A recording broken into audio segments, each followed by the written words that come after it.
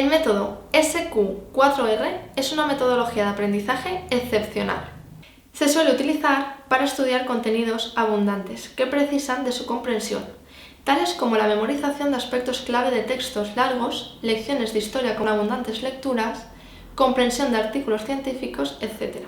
Además, el método SQ4R nos permite estudiar a aquellos que preparan exámenes sin tener clases presenciales o que deciden no asistir a clase. El estudio en grupo de una manera efectiva.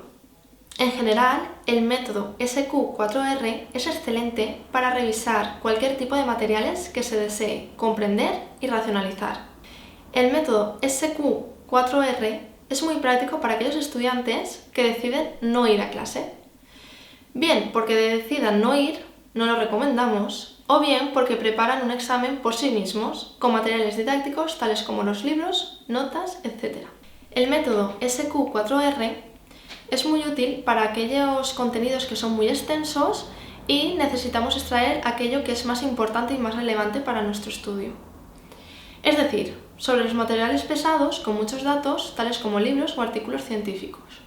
Empezamos por tener una visión global de cada apartado o una visión general del contenido que vamos a aprender.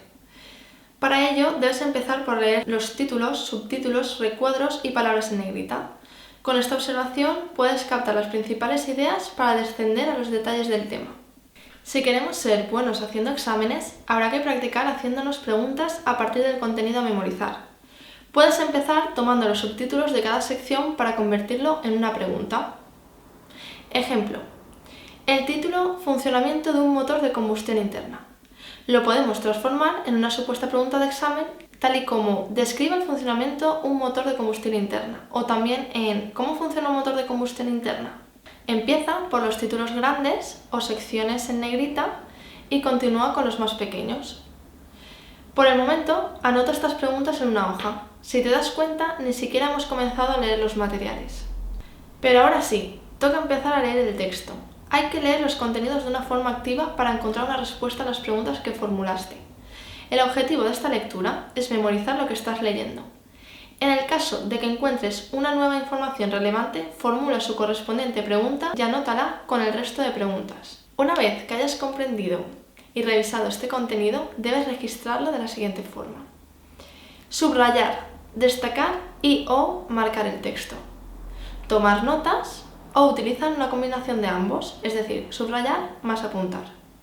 De cualquier modo, es importante haber comprendido el material para poder organizarlo de la mejor forma posible. Una buena organización siempre te ayuda a memorizar y ahorrar tiempo en las sesiones inmediatamente previas al examen. La revisión de los materiales sobre los que ya has trabajado te ayudará muchísimo más a obtener los mejores resultados. Por tanto, debes ser capaz de organizar y preparar la información sobre la que ya has trabajado para poder ser capaz de responder a esas preguntas en el futuro con mayor facilidad. Además, la sintetización y la utilización de resúmenes, gráficos y esquemas te ayudarán a reducir enormemente los esfuerzos en las sesiones previas al examen. Nos gustaría estudiar en grupo, pero es bastante complejo.